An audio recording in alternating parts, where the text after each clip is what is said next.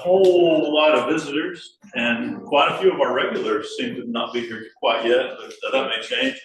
We've been going through a character study of Moses, which I've been very excited about. The book, we don't have enough for everybody. Don't worry about it. The book had 17 lessons, and I remember thinking, how are we going to spend 17 lessons on Moses? And I think we've probably already passed that, and still are about halfway or so. But today's lesson, it comes on the heels of in lesson 9. We spent a lot of time on lesson 9. For those who weren't here, it was at Sinai, the time at Sinai, which a lot happens at Sinai. Up to today's lesson, which is the golden calf. We're still at Sinai for the events of the golden calf. But it's just so awesome to think about what's going on. Remember the scene, because Moses, he got the calling at Sinai. He saw the burning bush and went up to investigate. He was told, this is holy ground, and had the whole conversation with God about going back, freeing the people, which, remember, Moses had tried to do 40 years before and then had been exiled. I'm thinking at this point, that was so far from his mind. 40 years had passed. He wasn't thinking anything about Egypt. And then God sends him back. Now he's returned. He's returned victorious. He's returned having seen the power of God in a myriad of ways, with the parting of the Red Sea and all of the plagues and so many things. And Moses, to the point, this to me is one of the most telling things, is when he's standing at the banks of the Red Sea and the Egyptian army is behind them and everyone else is panicking. And he says, stand still and see the salvation of the Lord. I mean, that he's grown up so much through what he observed.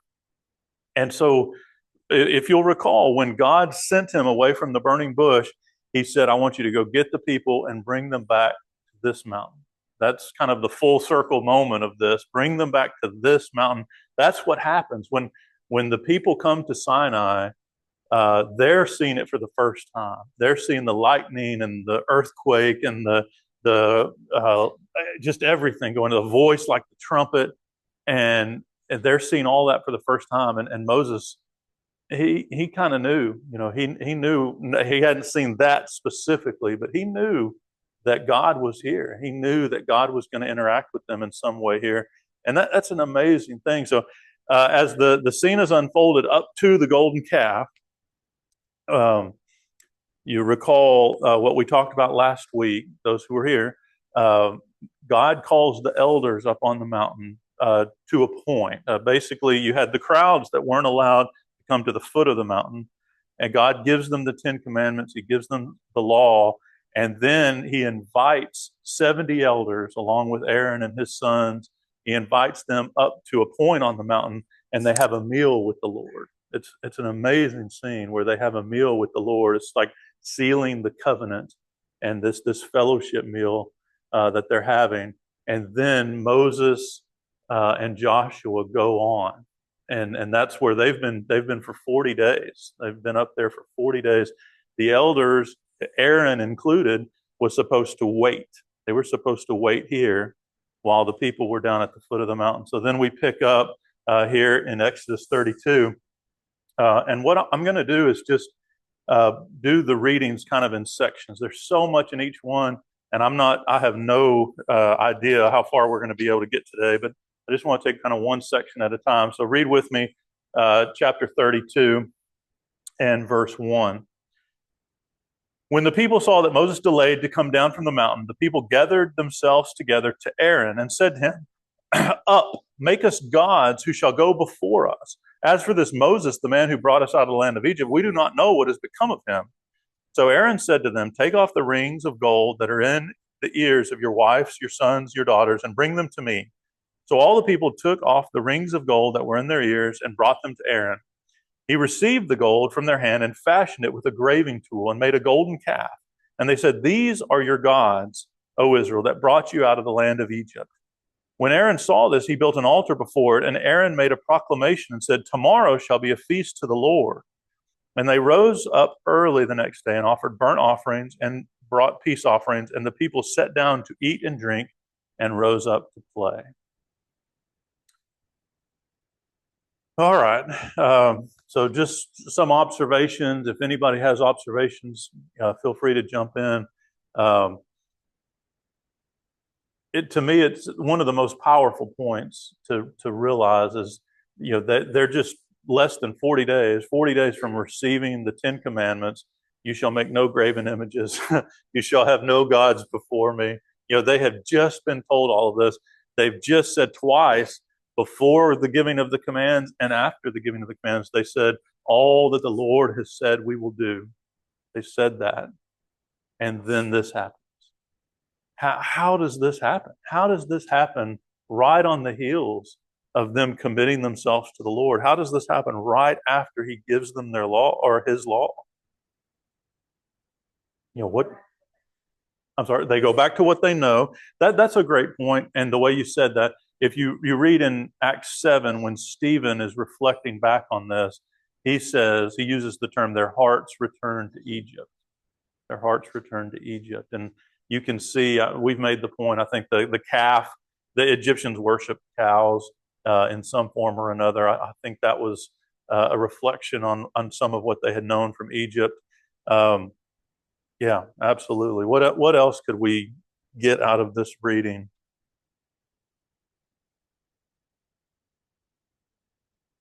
Okay, that's right, and I think that's one of the main things. We do this a lot, where we'll point to people who in the Bible who failed, they messed up. How could they do that? And this is certainly one of these examples. How could they do that? And then we remember, oh yeah, we do that all the time. Oh yeah. How often do we fail the Lord? How often do we fail the Lord right after saying we won't? Right after trying to work on something. Absolutely. That's a great point to remember. In fact, possibly maybe the most important thing for us to remember for ourselves out of this. One of the dynamics, I'm sorry, yeah. Yeah.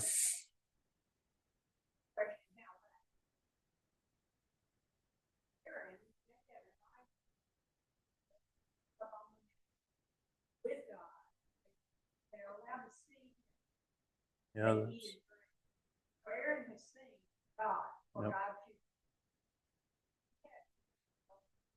This is your God that brought you out. He knew better. He knew what the real God looked like. To me, that's one of the most heartbreaking things about this story is Aaron's role in it. And when you see, in a minute, we'll see the interaction between Moses and Aaron. And to me, you can just hear Moses' heart break. It's like, how did you let this happen? That's human nature. That's us. We let one another down. We are let down by one another. And the way Moses handles that is awesome to consider too. I appreciated Jane bringing that up. Just this is. I don't have an answer to it, but I posed this question at the end of class last week. But so the people are not even at the foot of the mountain. They had barriers to keep them from the foot of the mountain. The elders and Aaron are up on the mountain to some extent, and Moses told them to wait there until he comes back with Joshua. So when the people find Aaron to make the golden calf, somebody's already messed up. Somebody's already messed up. Either Aaron and the elders gave up waiting and they came down and said, we don't know, or somebody from down below, gets Aaron's attention somehow. Like, I don't know how that went down, but it is interesting to think that if that hadn't have happened, maybe this sin doesn't happen. And a lot of times, when we find ourselves in sin, you can kind of trace back and say, okay, I see where I went wrong. It was right here. It was this very simple thing. I looked at something I shouldn't have looked at. I thought about something. I dwelt on something that I shouldn't have dwelt on. I went somewhere I shouldn't have gone. A lot of times, big sins, big problems start with very little things, and I don't know how much to make of that, but it's interesting to me.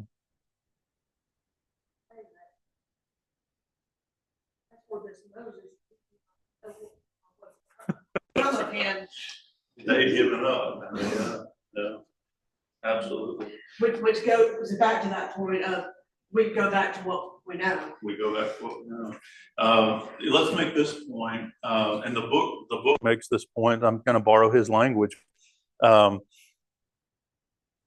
Moses was, and God did this intentionally. Moses was a manifestation of God's leadership. God had shown in so many ways that Moses was the leader. Moses was the one they could look to. Remember earlier with Jethro, who are the people bringing their problems to? They're bringing their problems to Moses. He was the one who would communicate God's will to them. Now all of a sudden, they don't know where he is. All of a sudden, he's gone. The anchor that they had is not there anymore.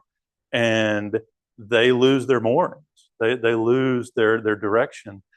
They had him kind of as a visible representation. And when they lose that visible representation of God and their connection to God, they want another one. They want another one. And instead of waiting in faith, waiting in trust for God to work it out his way, like we do so very often, they kind of figured out their own way. They tried to figure out their own way, which is never right. And that's that ideal of them wanting to connect to something visual. To me, it's similar to when the people wanted their own king. Remember, later in Israel's history, they want their own king. God was their king, but they couldn't see him. They wanted somebody they could see. I think that's similar to think about. What about the phrase, they rose up to play, down toward the end? Where is that? Verse 6. Yeah. The people sat down to eat and drink, which, that's interesting to put beside. The elders had that fellowship meal with the Lord in the last chapter where they saw a part of him and they ate with the Lord. And now the people are eating before this idol. And it says they rose up to play. What do you think we can get from that? Okay. Doing a lot of things they shouldn't do, absolutely. It's very likely some form of licentiousness. We don't know the details, obviously, but it seems to be another problem. Not only did they make a graven image, not only did they abandon things that they had already been told, but it seems that they've wandered into some kind of licentiousness as well. So again, how does this happen? They had seen the parting of the Red Sea. They had seen the plagues. They had seen God's power over the gods of Egypt. And now they go and serve another God, a different God. It's a little bit, it's interesting to think about, because at least in Aaron's words, is that verse 5, Aaron makes a proclamation, says, tomorrow shall be a feast to the Lord. And that, if you look it up, that's actually Yahweh. He's using the name that God had given Moses at that mountain sometime before. And he says, this is going to be, so he made an idol. Yes, they're doing things they shouldn't be doing, but at least they're making an appearance of serving Yahweh, serving the God who brought them out of Egypt. That verse 4, that's the general word in verse 4, where the people said, these are your gods.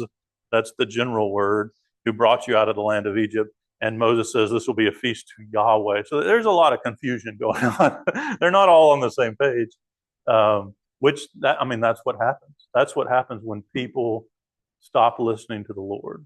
And I think this is a great example of people stop listening to the Lord, and then you have confusion and every evil thing. The step from not listening to the Lord to confusion and every evil thing is a really small step. Once you stop listening to the Lord, all brakes are off, and you don't know where you're going to end up. You don't know how far you're going to fall. Any other thoughts or comments down through verse 6? We'll come back to Aaron. I want to save the Aaron conversation for when Moses is confronting him. So let's hold off on that. Oh, yes, sir. The one is, I think it's interesting, knowing the events that are going to take place after this, what Aaron said in verse 4, these are your gods, O Israel, who brought you up from the land of Egypt. That after that tremendously successful event that we'll see going on, that Jeroboam uses this exact same thing when he makes the ones at Dan and Bethel. It's like, double down on that success. That's right. That's right. People come back to the same Exact same failure. word. Yes. Yes. Yeah. And I mean, honestly, that's a great parallel. And I meant to say that. But if you see how people today, once they stop listening to the Lord and you move into disorder and every evil thing, they'll still claim they're serving the Lord. They still claim that they're listening to Him. That's a great thing to remember. I appreciate that. All right, let's read the next section here. This is God's initial reaction. God knows, obviously. Moses is being told. He doesn't know the extent of it yet. But verse 7, the Lord says to Moses, "Go down, for your people, whom you brought up out of the land of Egypt, have corrupted themselves. They have turned aside quickly out of the way that I commanded them, and they have made for themselves a golden calf and have worshipped it and sacrificed to it and said, 'These are your gods, O Israel, who brought you out of the land of Egypt.' And the Lord said to Moses, I have seen this people, and behold, it is a stiff-necked people. Now therefore let me alone, that my wrath may burn hot against them, that I may consume them, in order that I may make a great nation out of you." All right, what points can we make out of that? Yes, sir. Yes. Isn't that interesting how God does that? He says, your people, the people you brought up. Yeah. And it sounds very human, but I think the way you said that is very powerful. They're not God's people, and whose fault is that? It's not God's fault that they're not His people. It's their fault. Oh, absolutely. Absolutely. So.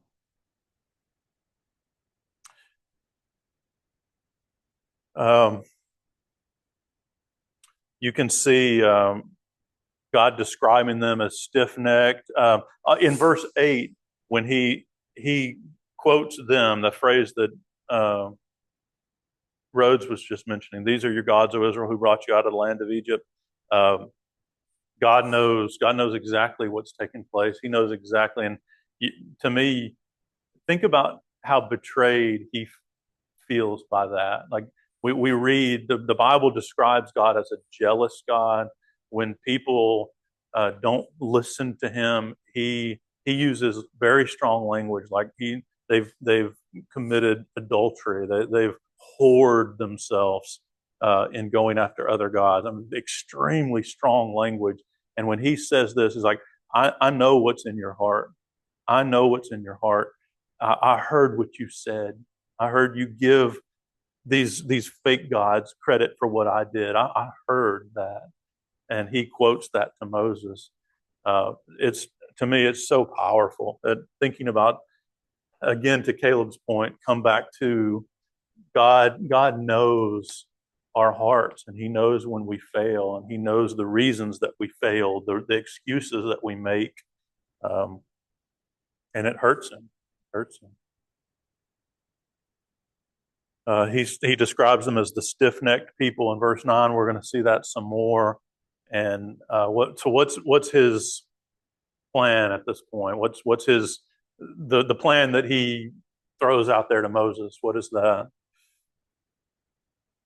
Wipe them out. That's right. He had made promises to Abraham, Isaac, and Jacob, and those were still going to be fulfilled regardless. But He said, "I'll start over with you. We'll hit the reset button here, and we'll start over." And it's interesting. He could have kept His promises in that way. Let me ask this. Sometimes we get lost in the details a little bit, but do you think them making a golden calf was at all a surprise to the Lord? Did this catch Him off guard in some ways? Like, oh, man, I thought these people were going to be faithful to me. Oh, I thought we had something going there. And then they would go and make this golden calf. What's that? Okay. Yeah. That's right. That's right. This is one of the things, there's a lot to this, I feel like, but God knew before the foundation of time. He knew before he promised Abraham. He knew before he sent Moses. He knew that this was going to happen. He knew that this was going to happen, and he still did everything that he did. I mean, that's very amazing to me. I know we've had the conversation in here before. People say, well, why would anybody want to bring a child into this broken world? As bad as this world is, why would anybody want to bring a child into it? Like, God did everything that he's done, everything, including creating us, everything that he's done, knowing all of the pain and all of the sin and all of the hardship, and he still felt like it was worth it. He still felt like it was worth it to have a relationship with us. That's an amazing thing. So when you plug that concept into this story and you realize this is not a surprise to God, this is not oh man, we got to fall back and make a plan B. I think more than anything, this is almost another test for Moses. It feels to me like as you read on, it's like, what's Moses going to do with that? How would a prideful, arrogant man respond to that? It's like, hey, I can be the man. I can be the guy. These people have already been a world of problem to Moses, and the problems weren't going to go away after this. But that's not how Moses responds. I think more than anything, what we see in this is not, it's not God adjusting. It's not God making his plan Bs. It's more, seeing the depth. And again, our character study of Moses, what we see next is who Moses really is, what's really driving him. We can reflect back on that. Let's go ahead and read the next little bit here. Verses 11 through 14. But Moses implored the Lord his God and said, O Lord, why does your wrath burn hot against your people, whom you have brought out of the land of Egypt with great power and with a mighty hand? Why should the Egyptians say, with evil intent did he bring them out to kill them in the mountains and consume them in the face of the earth? Turn from your burning anger and relent from this disaster against your people. Remember Abraham, Isaac, and Israel, your servants, whom you swore by your own self and said to them, I will multiply your offspring as the stars of the heavens. And all this land that I have promised I will give to your offspring, and they will inherit it forever. And the Lord relented from the disaster that he had spoken of bringing on his people. So we see Moses pleading with God, imploring for the people. Try to get inside his head right now. What's motivating him right now? What do we learn about his character here?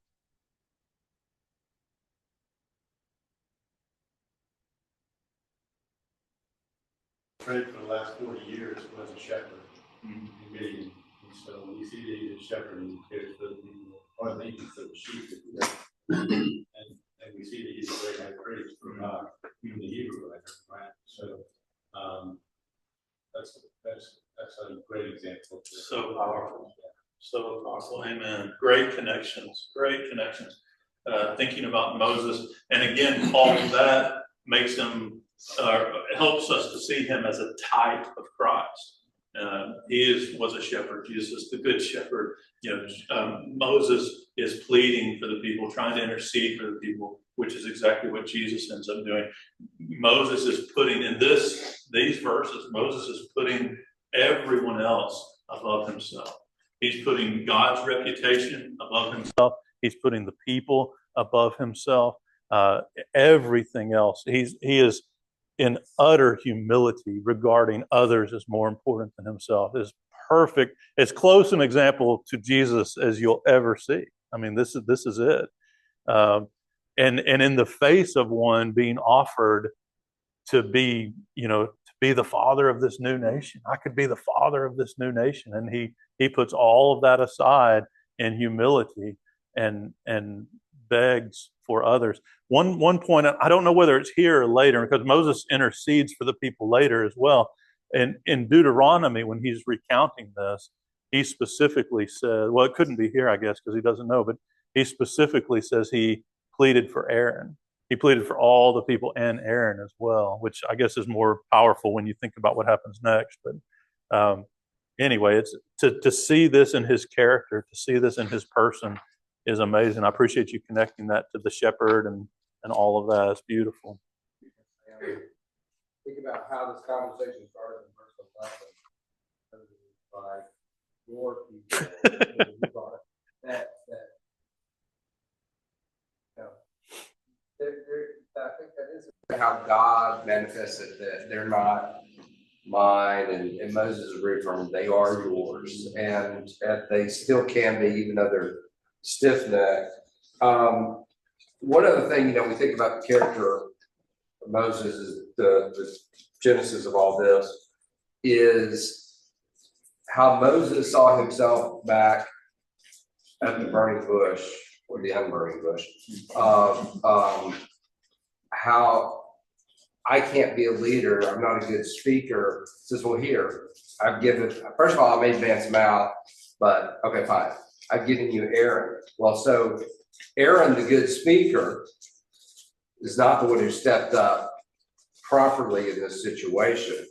And so it kind of reminds me today that God knows the heart of the man.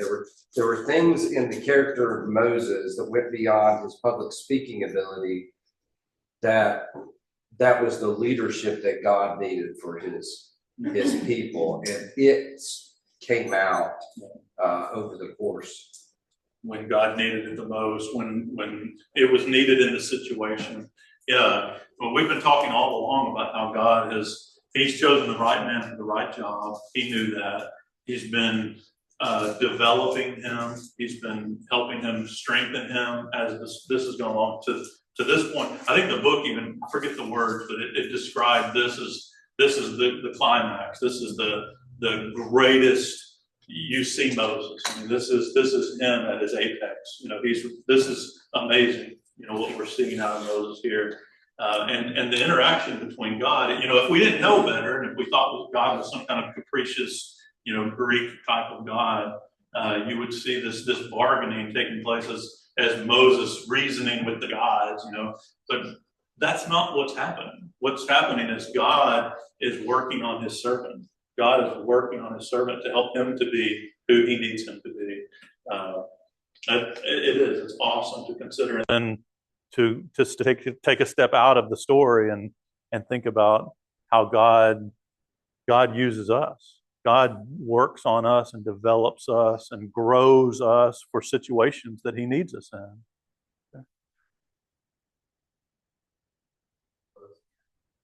The way he talks to him as if he was counseling a friend. And so I think more the focus, instead of putting the people, he's putting on God's character and his reputation. Like, remember, this is what you are all about, your promises. You are a God who is faithful and always keep everything. And so if you do this thing, what would your reputation be like? That is more important to keep. And then I was thinking about the your people portion. Maybe think about, of course, the previous interaction when God says your people to Moses, but and then when Adam says that to God about the woman you gave me, as if you're putting on, kind of putting on an excuse or the blame on something else. But I think this one is more reminding him they are your people because of your promises. Yeah. You're not a God who just. You're a God of mercy. That's the thing that he's told Moses. I'm a God who will show compassion to whom show compassion, or be merciful to whom I will show mercy. The very thing that makes God God. Because you can have a God who is all powerful, but no mercy, no compassion. And again, I don't disagree. I think what you're saying is beautiful. And again, it's not that God needed this reminder. Yeah. What we're seeing is Moses' faith in knowing these things are true. Yeah. Knowing these things are true, and Moses driving himself with that knowledge. I think in just looking at God and what he is saying, we recognize he does change. He's changed several times in the Bible already up to this point. With Abraham getting ready to destroy Sodom and Gomorrah, I'm talking to Abraham. At least allow Here he is changing again. So we've got a God that cares enough about what people say He changed his mind. We think of him as an all-knowing, non-changing God, but we've already seen it twice. And he's changed, at least maybe more than that. But he changes his mind at times. Yeah, and I guess I would probably say it different than that, Steve. Because I think God does know everything, and He knew how all this was going to unfold. And so when He uses words like relent and things like that, I feel like He's using those words for our benefit, to help us to understand that we were due this judgment. These people were due this judgment. Moses stepped in and appealed to God's grace, which God has. He's ready to be gracious to those who will respond this way, but you can't take it for granted. You can't just sit there and say, well, God is a God who relents from disaster. You have to repent. You have to repent. So I don't disagree with you. He's a God of love and mercy, and he does frame things like this in a way that makes us, it shows us the fact that He's willing to relent. And appreciate, that's perfect. Absolutely. I think that's the thing to understand. Absolutely. Very powerful too.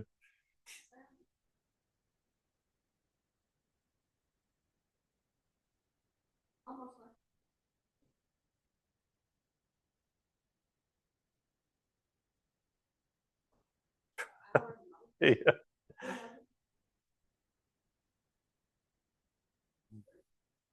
He wants us to understand that. He's a God of passion. He's a God of passion. When He uses the word like jealousy, we referred to earlier, that's not an accident.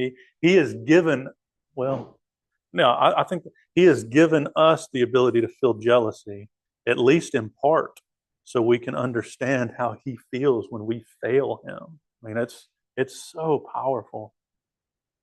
And that's right. That's right. So let's use that to move to the next point, because obviously this is building on itself. And God, in this initial round, has been like anger, indignation, wipe them out, wipe them out. And then through Moses' intercession, which again is a type of Jesus, God allows for mercy. He allows for forgiveness.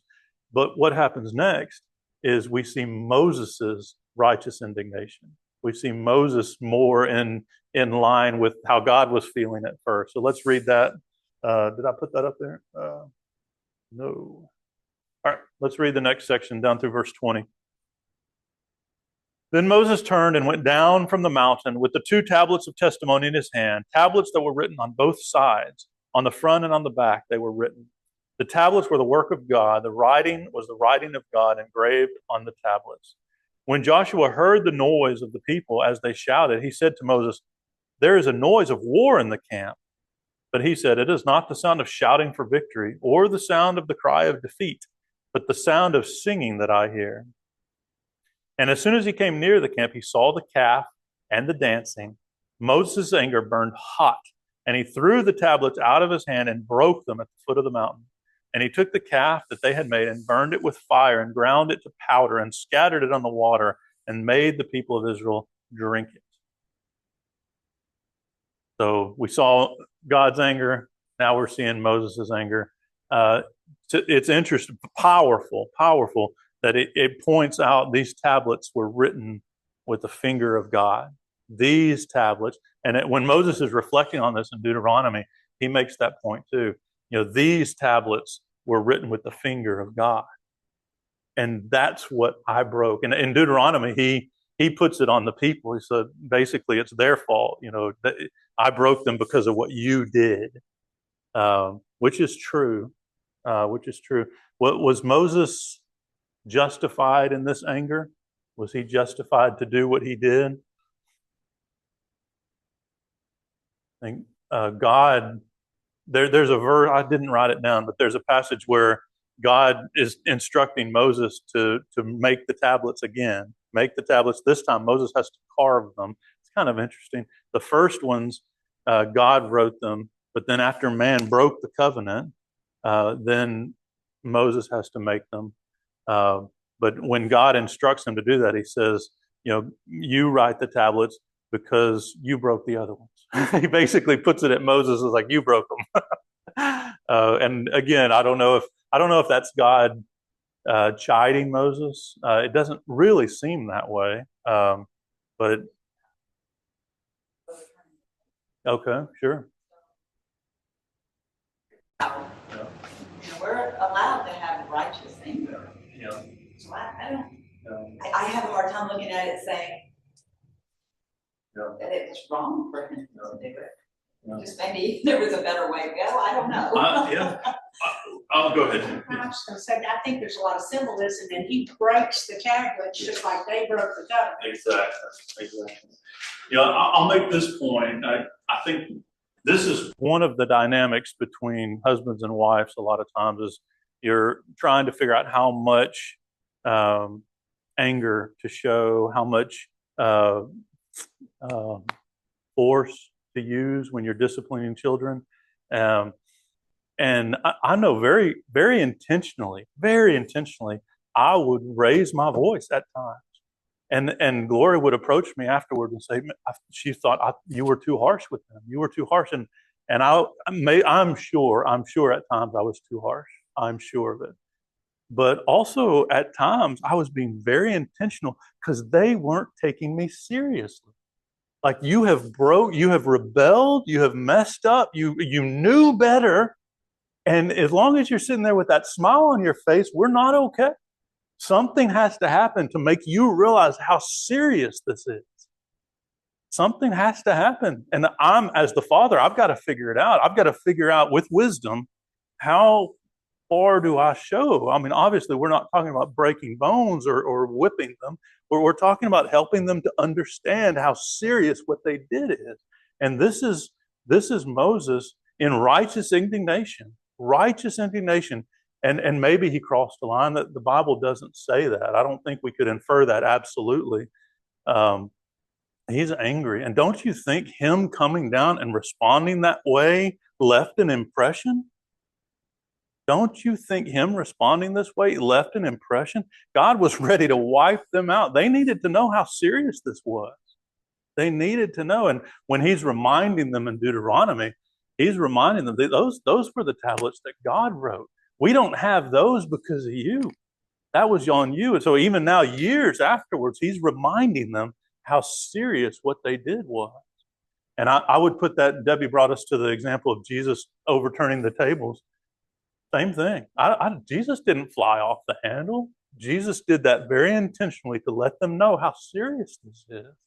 Now, we're imperfect, obviously. We have to be very careful with that. But I do think there are times for the raising of the voice. I do think there are times for us to let our children know how serious this is.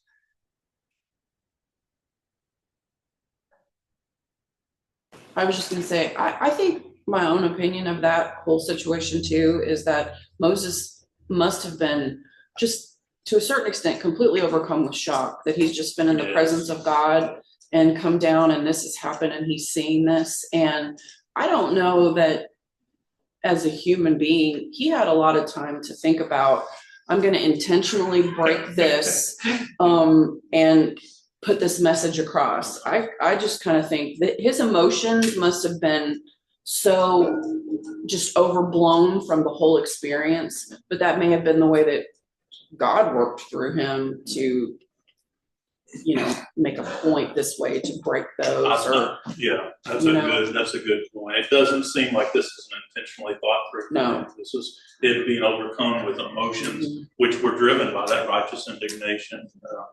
I think the point that we have to be careful with that, but also realize it's not always wrong. Sometimes there's a time and a place for it. Let me make a point before we run out of time. We'll have to come back on Aaron next week. We'll kind of start with the Aaron discussion. But when you read this, where we read from Exodus 32, he comes in the camp, he breaks the tablets, he sees the calf, and he grinds it up and burns it with fire, grinds it into powder, scatters it, and makes the people drink. It sounds like that all happens like right away, right? It's like, so he saw this, he broke the tablets, he ground up the calf. I mean, we're same day, right? Same day this is happening. Come over to the Deuteronomy account. Deuteronomy chapter 9, because this is something I think I had missed for years and years. So the same sequence of events, obviously, picking up in verse 15. And this points out, I meant to make this statement, but while all this is going on, the mountain is still burning with fire. And this scene of the mountain burning with fire, that's still happening in verse 15. So that they're doing all of this that they did with the golden calf while this was still happening. And he sees this golden calf, verse 16. He saw that they had turned aside quickly. Verse 17, he took hold of the two tablets, threw them out of his hands, broke them before your eyes. Look at verse 18. Then I lay prostrate. So after breaking the tablets, he says, then I lay prostrate before the Lord as before, 40 days, 40 nights. I ate neither bread nor drank water because of all the sin that you had committed in doing what is evil in the sight of the Lord to provoke him. I was afraid, verse 19, of the hot displeasure. Verse 20, I was so angry with Aaron that he was ready to destroy him. Verse 21, then I took the sinful thing, the calf that you had made, and burned it with fire, crushed it, grinding it small, until it was very fine as dust, and threw it into the brook that ran down from the mountain. So what you read in Exodus 32, that sounds like it happens almost immediately. There's 40 days and 40 nights in there of Moses lying prostrate, praying for the people. Isn't that awesome to consider? So the discussion about him breaking the tablets and the anger and the hot displeasure and all of that passion is diffused, I think, in a lot of ways by 40 days of just mourning, 40 days of praying, 40 days of begging for the Lord. And so what we pick up with on the other side of this, where you'll recall, and I'll just put it up for the sake of today, this discussion about Aaron's part, where Moses, I think, very personally is hurt by Aaron's part in this.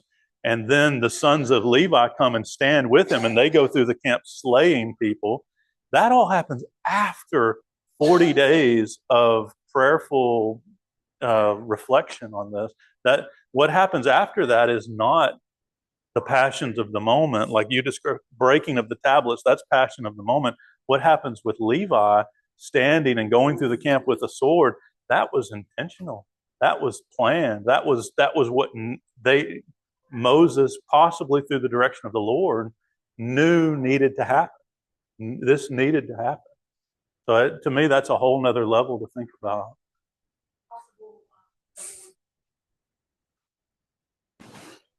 It may be. It might be that he commanded him to break the tablets. It might be that he commanded them to take the swords and go through the camp. I don't think that we know that. I don't think that. I think it's quite possible that when he says that you broke, he's just stating back. Yeah, that's true. That's very true. Absolutely. I